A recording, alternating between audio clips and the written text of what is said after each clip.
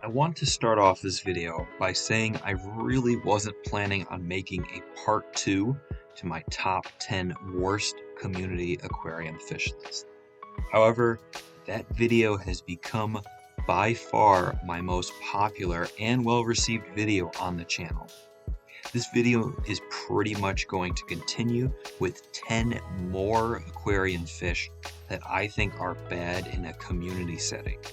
Either they are fish that are restricting in what you can put with them, aggressive, overly picky, and really whatever other problems they may cause. Just remember that this is my opinion and that these fish aren't necessarily bad, but they just don't fit well with a lot of other fish. This list was also really difficult to make, so a lot of these fish really aren't going to be terrible by any means. Now, with that out of the way, let's jump into the list. At number 10, we have glowfish.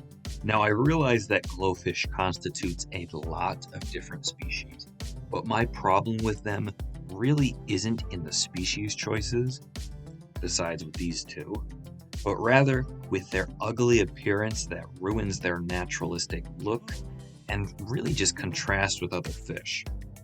I don't really want to talk much about glowfish because the topic of glowfish could be a video in and of itself, especially how I think they are completely unethical. But in short, there's no reason to replace these fish's natural beauty with these Crayola rejects, so they are here in the number 10 spot. At number 9, we have the Serpe tetra. Now, the Serpe tetra is an interesting case of being rather finicky and also having fin nipping tendencies. These fish tend to prefer dimly lit aquariums with lots of cover. Otherwise, they get easily stressed out. They also tend to bully and fin nip. Now, I will say that this is mostly targeted towards other Serpe tetras, but it still stands that long-finned fish aren't really super safe for these guys. You could most likely get away with having these in a community tank, hence why they are so low on the list, really being in 19th place overall, as this is a continuation of the list previously. But I personally don't care much for these fish, so they're here. In the 8th spot, we have the skunk loach. Now, I want to start off by saying that I actually like this fish quite a bit. It's a small 4-inch loach that is going to feed off the bottom of your tank. The skunk loach is here due to them having a case-by-case situation of aggressive and fin-nipping behavior. Some skunk loaches are going to be perfectly fine. Others are going to harass and nip at other fish's fins. They might even potentially kill your other fish. A lot of this aggression has to do with food availability in your tank. So if you do notice any of these behaviors in your aquarium, you'll want to add more sinking pellets. The real issue is that if adding more food doesn't solve the aggression tendencies, then there's really no other way of stopping it. However, most of the time this will work, so for that, I thought the number 8 spot was fair. In the number 7 spot, we have discus. I can already tell this one is going to be controversial.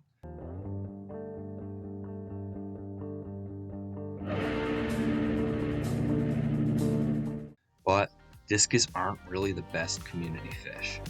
Now, I'm not saying I don't dislike discus. They are some of the most beautiful fish in all of the hobby. But they are a lot of work to keep.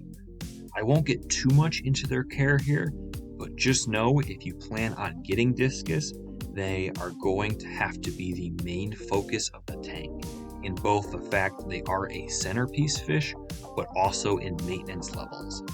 Discus don't really do well with anything comparable to their size, with some exceptions I've seen here and there. If you want to keep discus, a lot of times it's best to have them in a species-only tank or with small schooling fish. Other than some bottom feeders here and there, you're pretty well restricted on what to put with them. And the fact they are definitely a more difficult fish to keep in general puts them in the number 7th spot. In number 6, we have any long-finned Danio variety. This can include zebras, leopards, and any Danio of the long-finned variety. Now the reason I put them here is because of their fin nipping tendencies towards each other. This, I have found, results in their fins being torn and constantly tattered, resulting in an overall unpleasant look. Danios aren't too bad because they often only nip each other, but I still wouldn't recommend having them with any other long-finned fish like a betta or angel.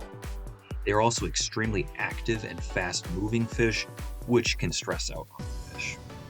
You're also going to need a lid for your tank, otherwise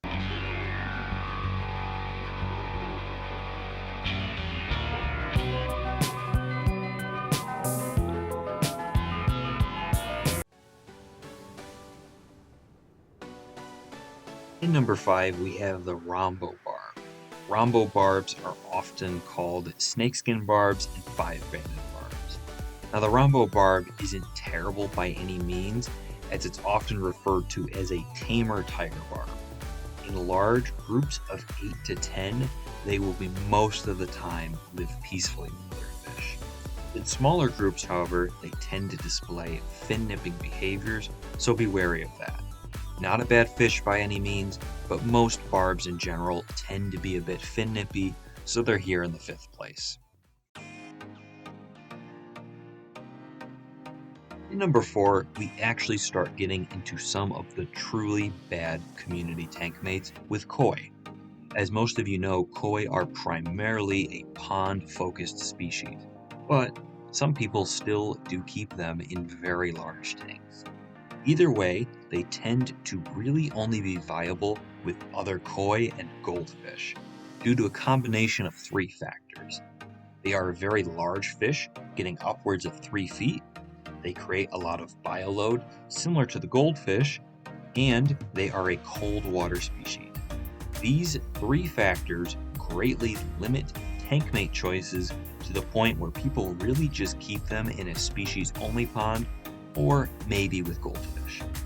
Something to also note is that they eat most live plants. Because of these factors, they really aren't a good community tank choice. In the 3rd spot, we have the Buenos Aires Tetra. These guys make it to the 3rd spot due to their semi-aggressive nature. They are a larger tetra, maxing out at about 3 inches. This results in them being more of a bully than other species of tetras. And I'd go as far to say these guys are not compatible with most other tetras, as they will bully less assertive fish. They also have extremely bad fin nipping tendencies, so you'll definitely want to avoid any long-finned fish with them. They're also known to eat live plants, which doesn't help their case.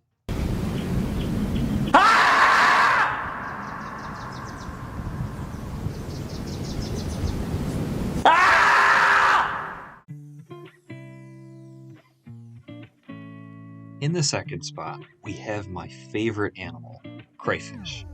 I mean, I literally went diving for them in the last video. Now there's a lot of crayfish variety out there, but really all of them are going to be a challenge in a community at tank. Except maybe the Mexican dwarf crayfish, that might be your best bet. Crayfish are really cool, but they're ravenous eaters. They are absolutely going to eat all of your live plants, and if they get their claws on them, your fish. As you can probably imagine, this is going to create some challenges for most fish keepers. For those that do keep crayfish, they often just have them by themselves. Or they'll put fish in there that they don't care too much about losing. Something like feeder guppies or other cheap fish. The one thing crayfish cannot do, though, is swim around the surface of your tank. So you could try topwater swimmers. But once again, if crayfish catches a fish, it's over for them. For that, they earn their place up at number 2. Finally, in the first place for worst aquarium tank mates, we have the bucktooth tetra.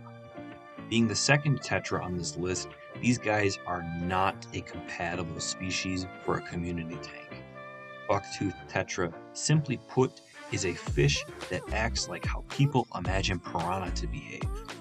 They will eat any weaker, slower, or less aggressive fish. Do not put these guys with any other fish, period. And that's part 2 of the worst community aquarium fish.